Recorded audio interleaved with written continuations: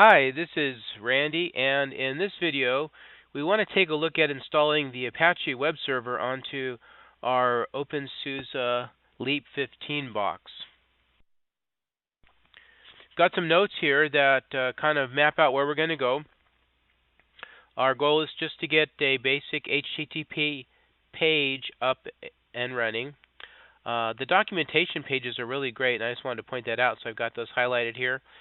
The installation is a little bit unusual in that when we install the LAMP role, which is one of the kind of the main packages that we saw during installation. During installation, it was in that checklist, but we said no, we'll install it later.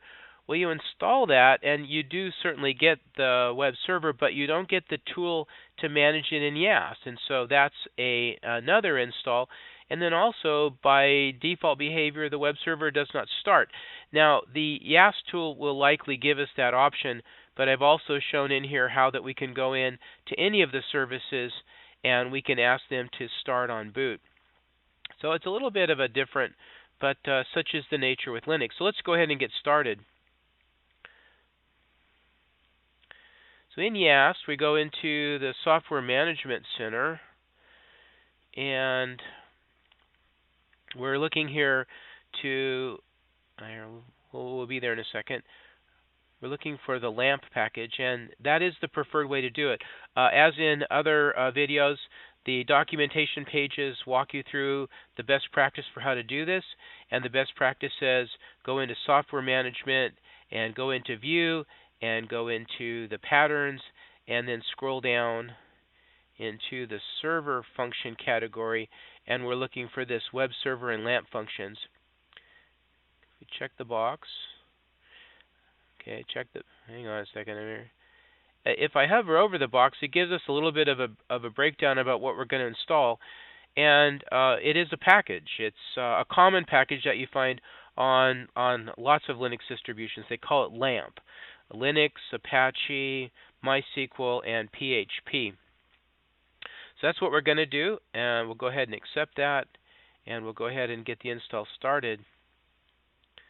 It installs pretty fast. I think I can let the video run here.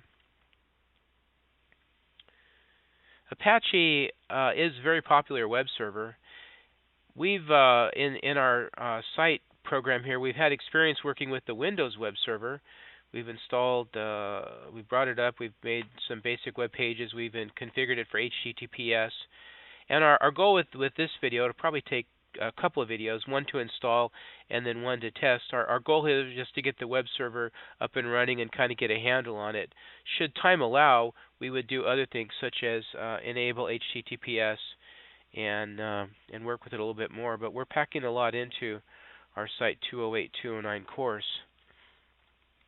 Should be about done here. There it is. So go ahead and click Finish.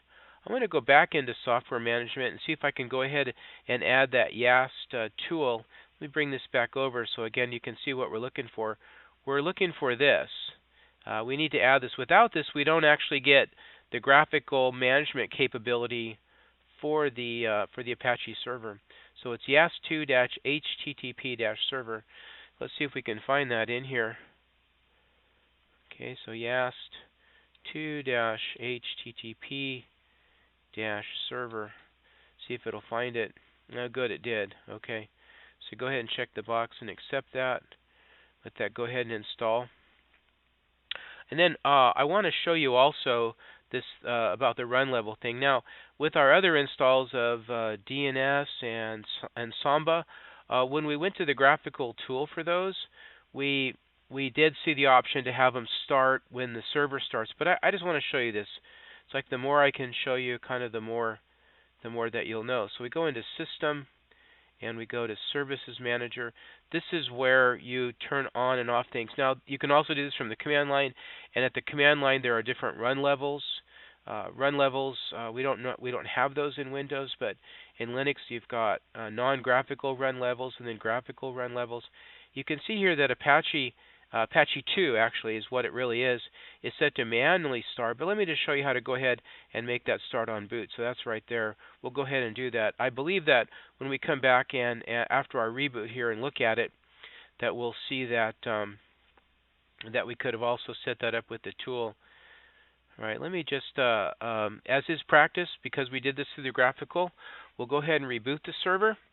And I want to take a look at the graphical tool after reboot, and that perhaps will be a very short video, and then we'll have another video. We want to troubleshoot it, and how we want to troubleshoot it is like this. We want to take a, from the Linux server itself, oh, that should be one word, we can just do this. We can say / /localhost.